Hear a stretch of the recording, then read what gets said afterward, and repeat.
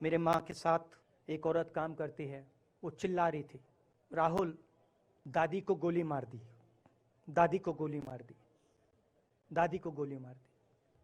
14 साल का था।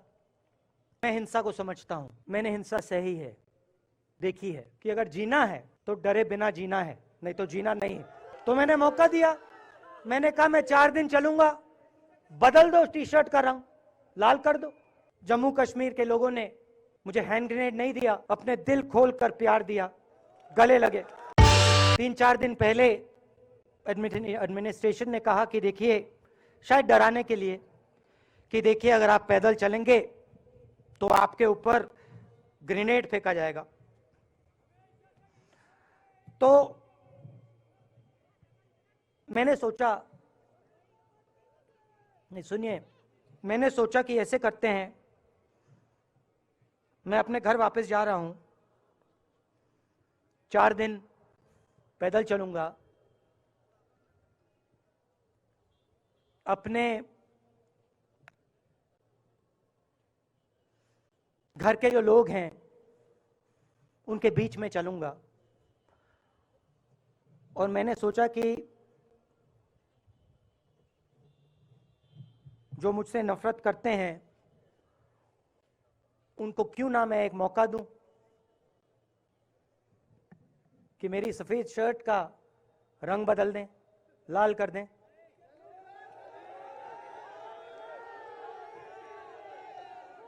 क्योंकि मेरे परिवार ने मुझे सिखाया है, गांधी जी ने मुझे सिखाया है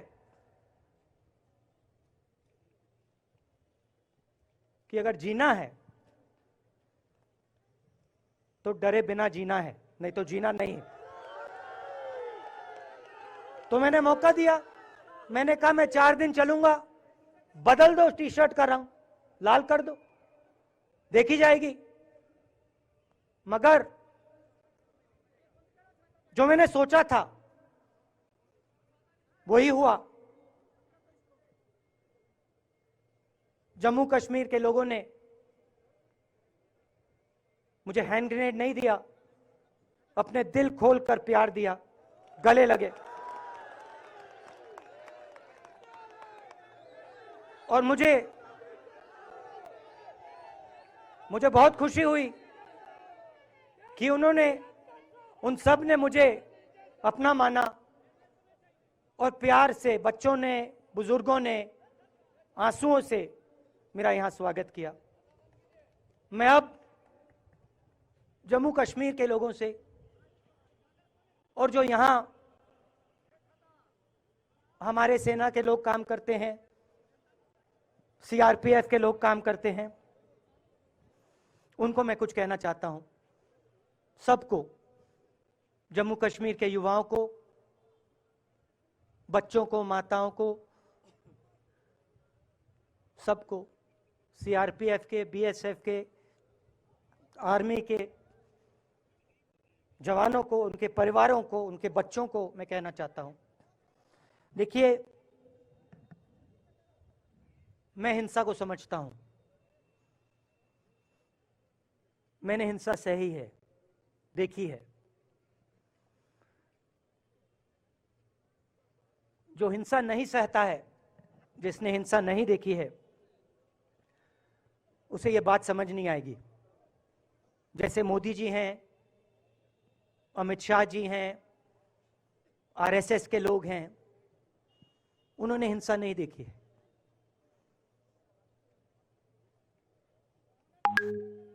डरते हैं, नहीं डरते हैं, देखिए डरते हैं। यहां पे हम 4 दिन पैदल चले, मैं आपको गारंटी देके कह सकता हूं कि बीजेपी का कोई नेता ऐसे नहीं चल सकता है। और इसलिए नहीं क्योंकि जम्मू कश्मीर के लोग, इसलिए नहीं क्योंकि जम्मू कश्मीर के लोग उनको चलने नहीं देंगे, इसलिए क्योंकि वो डरते हैं। खैर, मैं अपने जम्मू कश्मीर के लोगों को, युवाओं को, बुजुर्गों को और आर्मी के लोगों को, सीआरपीएफ, बीएसएफ लोगों को थोड़ा सा बताना चाहता हूं। देखिए, मैं जब 14 साल का था, स्कूल में था, सुबह ज्योग्राफी की क्लास में था, मैं पढ़ रहा था, सामने बैठा था और मेरी एक टीचर आई, अंदर आई और उसने कहा, राहुल तुम्हें प्रिंसिपल बुला रहा है। मैं बदमाश था, बहुत बदमाश था जब छोटा था। बहन से पूछ सकते हो क्या क्या करता था मैं, अभी भी करता हूं।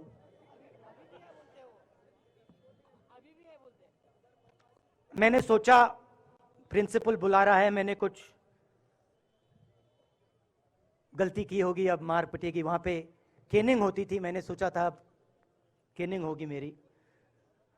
मगर जब मैं चल रहा था, जिस टीचर ने मुझे बुलाया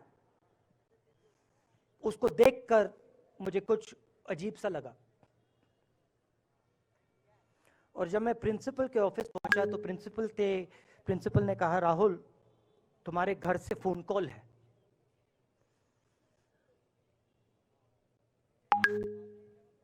और जब मैंने उसके शब्द सुने, मुझे पता लग गया कुछ गलत हो गया है। मेरे पैर कांपे और मैंने जैसे फोन अपने कान पे लगाया तो मेरे माँ के साथ एक औरत काम करती है, वो चिल्ला रही थी, राहुल दादी को गोली मार दी, दादी को गोली मार दी, दादी को गोली मार दी। 14 साल का था।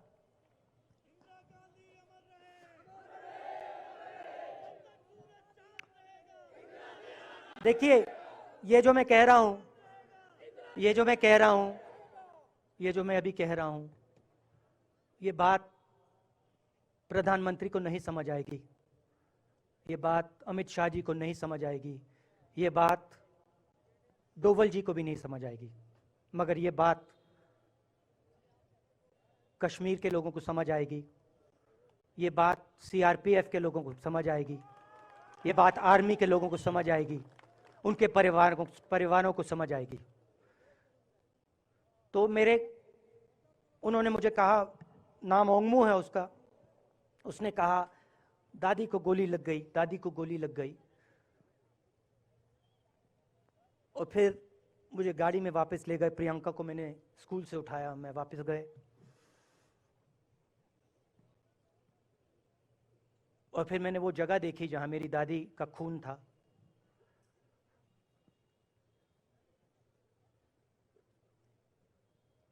पापा आए, माँ आई, माँ बिल्कुल हिल गई थी, बोल नहीं पा रही थी।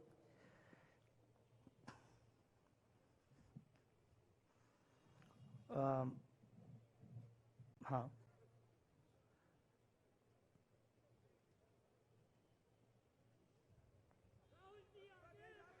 फिर क्या हुआ,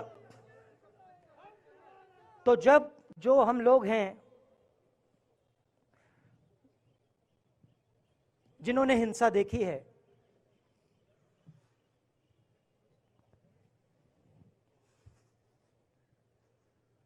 ये जो है ना, इसको हम बिल्कुल दूसरी तरीके से देखते हैं। ये आप सबके लिए टेलीफोन है, ये हमारे लिए सिर्फ टेलीफोन नहीं है।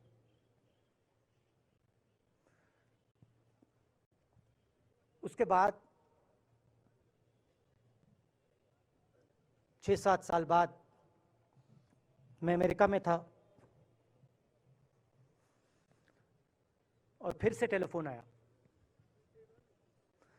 21 में टेलीफोन आया। जैसे बहुत सारे, जैसे जो पुलवामा में हमारे सैनिक मरे थे, उनके घर टेलीफोन आया होगा,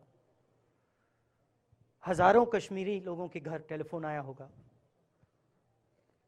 सेना के परिवारों को टेलीफोन आया होगा, वैसा ही टेलीफोन आया।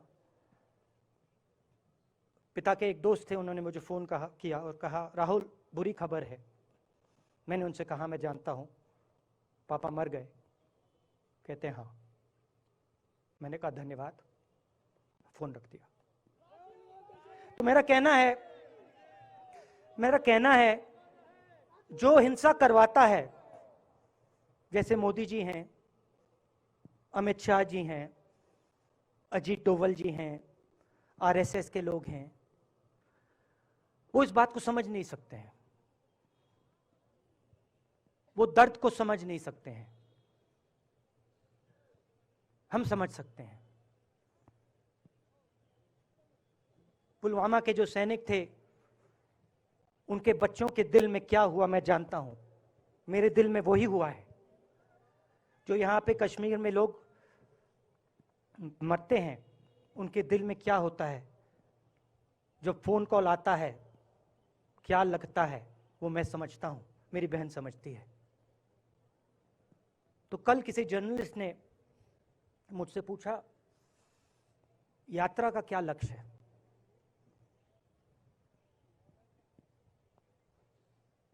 कहा कि यात्रा क्या अचीव करना चाहती है, जम्मू कश्मीर में क्या अचीव करना चाहती है। मेरे उस समय दिमाग में आया, मगर मैंने कहा नहीं बोलता हूं, कल भाषण में बोलूंगा। यात्रा का लक्ष्य है कि ये जो फोन कॉल हैं, चाहे ये आर्मी के हों, चाहे सीआरपीएफ के हों, चाहे ये कश्मीर के लोगों के हो, ये फोन कॉल बंद हो जाए।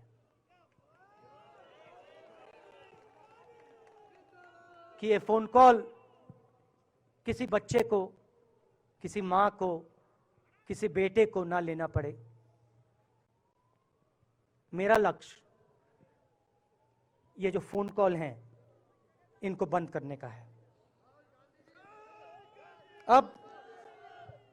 अब देखिए, बीजेपी आरएसएस के लोग आक्रमण किस चीज पे कर रहे हैं। मुझे गाली देते हैं, मैं उनका धन्यवाद करता हूं, क्योंकि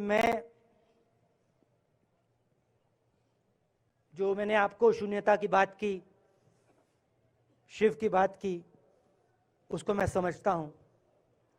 और मैं दिल से उनका धन्यवाद करता हूं कि जितना भी वो मेरे ऊपर प्रेशर डालें, जितनी भी गाली लगाएं, जो भी वो करें, उससे मैं सिर्फ सीखता हूं।